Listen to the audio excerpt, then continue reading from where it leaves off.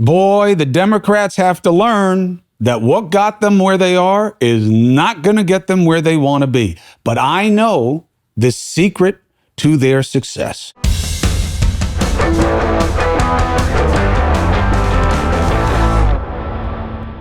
I'm Chris Cuomo. Welcome to the Chris Cuomo Project. I'm telling you, if you look at what happened with the president's address to Congress, how the Democrats were before, with how they were there, how they dealt with it afterwards, they're missing the opportunity to get to a better place as a party and as individual politicians. What is the key? What is right? What is wrong? Now, the Democrats, they all put out the same video. First of all, people play it like, was this an accident? Or was this some kind of misdirection? No, they're all putting out the same video on purpose. They're trying to show that they're in lockstep, okay? Now, why? Because that's what worked well for the Republicans. Listen, you can't play Trump's game and beat him or his team. They are the party of grievance. They are the owners of it's broken, it's bad, it's worse, I don't like it, I want to disrupt it, I want to destroy it. That's what's going on right now. You can't hear Trump or any of his people say anything good about anything about government. Why? Because their whole mandate is to disrupt and change, and it's so much easier. My father always said, and I forget who said it, you guys could Google it right now and I'll tell people. Any jackass can kick down a barn, but it takes a good man or woman to make one better or to build one. Sam Rayburn, really, the famous member of Congress? Anyway, the Rayburn building is, the main congressional building in D.C. Anyway, the point is, yeah, it's easy. The politics of negativity, the politics of reductive politics are easier. It's easier to be negative. It always is. We know this from everything in our lives. But the Democrats are where they are, and they are not going to win by being lockstep. They're going to win by being better, and they're not going to be seen as better if they're just bitching shit that ain't true. I'll tell you what shit ain't true is that saying shit like shit ain't true is going to put you more in touch with where people are. We don't want our elected representatives to sound like people that we see on the subway. That's not what you're looking for. You're not looking for them to be common in terms of our limitations and weaknesses and inadequacies. That's not what we want our leaders to mirror, to reflect, to echo. We want them to be our best examples of ourselves. That's what we've gotten away from. That's why our levels of political decorum and our respect for a lot of institutions is in the turlet. Is that it's gotten too common, too base, too lowest common denominator. One of the challenges of American culture is that everything we do is pendular. All right? We fly in one direction or the other. Look, I believe you don't even ever know Donald Trump is more than a TV guy if you didn't have President Barack Hussein Obama. Why? I think there was white fright. I think there was reaction. I think there was a fear of what he meant from the perspective of here they come, and you know who they is. So the Democrats now, in my estimation, it's not just an opinion. Why? Because this is what I do for 40 years. 40 years, okay? Doesn't mean I always get it right. That's not the point. It's that I rarely don't understand what's going on. And what's going on here is they're being told that people are pissed off, they're disappointed, they're disillusioned, they thought they were voting for this and it's not happening, and Doge is that, let's go after it.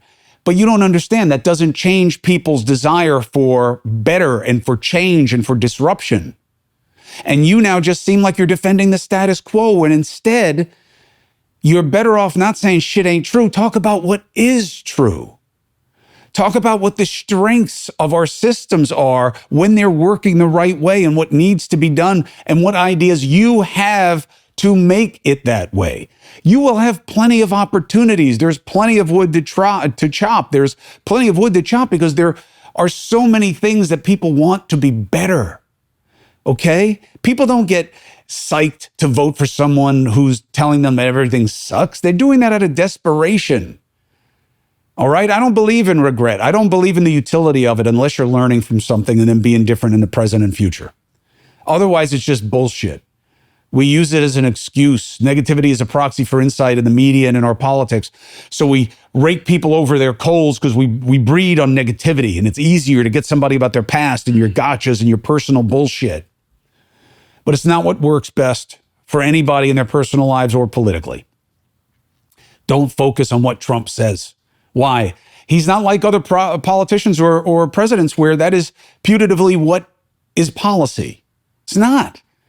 Even the tariffs, these are bluffs. I'm cutting off all aid to Ukraine. Yeah, okay. I don't think it's going to happen. The tariffs, I don't think they're going to happen in any permanent way. Not once if they're actually put in and retaliated to by other sides, other players, and then we see any change in our pricing, forget it. So focus on what happens and deal with that. And I don't mean what happened in the Oval Office. And I don't mean how much stuff Trump lies about or gets wrong in a speech to Congress. One side note, why were people so concerned about, well, this isn't a State of the Union? I mean, we just don't do our homework anymore. Sometimes it's like crazy. Like, I can't believe that Elon Musk actually said in an interview that Social Security is part of our future debt obligations and it's part of our national debt. No, it isn't. It's not part of the calculus. And Joe Rogan,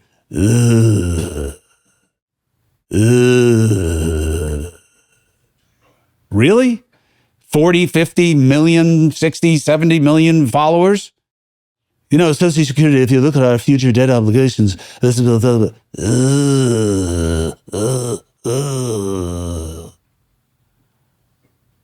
Listen, jealous and appreciative of the guy's success. I do think he has a unique ability in the current pod market to bring people in and have conversations. But brother, you just said a couple of weeks ago that you didn't like that Musk was fucking around with Social Security and saying shit that wasn't true about this army of 150-year-old zombies we have getting Social Security benefits. That's your response to him telling you that Social Security is a Ponzi scheme? What do you mean by that? Come on. Come on. You got to be more muscular than that. It's what makes your coverage of the UFC so insightful and powerful, is that you get it and you get what matters about things. And this matters here because I think Musk knows what he's telling you and others is bullshit. I think he's bought into just make them hate everything. You're smart. Convince them that they're right, that everything is terrible and everything has to get blown up. And that's why people who are freaking out about these people aren't wrong to be freaking out any more than I thought the righties were freaking out about the trans stuff. When something's being exaggerated and put on you in a way that your gut is telling you doesn't make fucking sense. I get it. I just don't know that it's the most intelligent use of our time or our energy in terms of how to respond to it.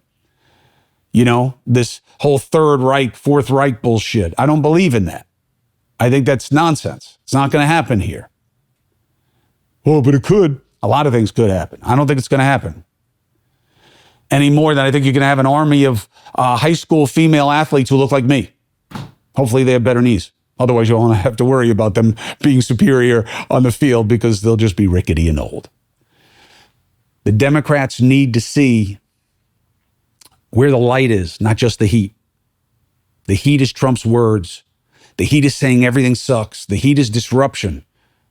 Wait for the big events of what happens and the impact of what they actually do, and there will be plenty of opportunities to show that you could do better.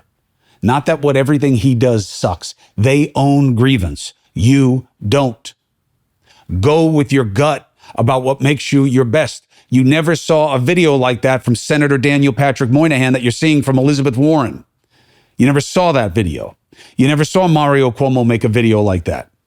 You never saw Ted Kennedy make a video like that. You never saw Bill Clinton make a video like that. Why? They were better than that. They weren't in the business of saying that their opponents are shit. They were better than their opponents, so they didn't need to talk shit. That's where Democrats need to be focused, in their gut of what is right and wrong. It's not about being in protest. We're not going to this speech because it's the State of the Union. It's not really. Listen, here's the truth, okay? when a president is elected, that first time they address Congress isn't called the State of the Union because they haven't had enough time to figure out what the fuck is going on. That's why. And there is no State of the Union specifically in the Constitution. It just says that Congress from time to time will invite the guy, the president, to come and talk about what's happening in the State of the Union. It's not a formalized thing. It's usually in January or February. This one's a little later. But the first one is usually not considered it because the guy can't have a full account of what's going on. That's all. That's all. There's nothing really crazy going on here. What's crazy is continuing to make the same mistakes and thinking you're going to get different outcomes. You know that old definition of insanity, right? Doing the same thing and thinking you're going to get a different result.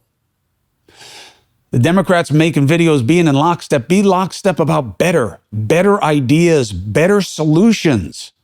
These guys want to destroy Social Security. Make the case to the American people about how easy it is to extend it. Even with what I believe we never needed, which was Reagan's trust fund, which I think he did do as a backdoor to borrowing for his spending. I do. I think the record is clear on it. But we are where we are. And certainly now is not the time to change our fiscal architecture that way because, the last thing you need is to figure out a way to do more borrowing, right? To make up for what is held as treasuries in the trust fund for Social Security. But there's so many things. I mean, even if you don't like the idea of retirement age, if you don't like the idea of COLA adjustments, if you don't like the idea of adjusting to prices versus income, and the idea of extending what income is covered is the most no-brainer thing. Why do people who make more money get a pass on paying into Social Security? Well, they don't need it. Then create an opt-out. Create an opt-out with a tax offset, meaning that, let's say you want to opt out of Social Security. You don't want to pay in anymore. Okay, well, first of all, you're not going to get it. And what you've paid in, you should get not dollar for dollar, but you should get some type of pro rata rationed discount on your taxes, right? But why don't we do what we do with Medicare? So the idea that this is a radical idea, what I'm about to give to you, doesn't make sense in the gut. Why? My ample gut. Because we already do it with Medicare. There's no limit to the amount of income that gets taxed for Medicare payments. Why is there with Social Security? You see what I'm saying? The society has already bought it on one level. And this is the easiest fix that will extend it. Why not make the case? Why not be in the business of better? Right and wrong, you got to go with your gut. And when you look at what they're doing, it doesn't feel right. It feels petty. It feels small. It feels bitchy. And that's what got you here. It's not where it's going to get you somewhere else.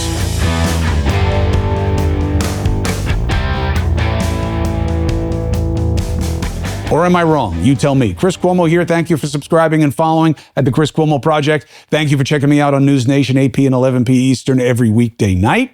Wear your independence. Get your free agent gear.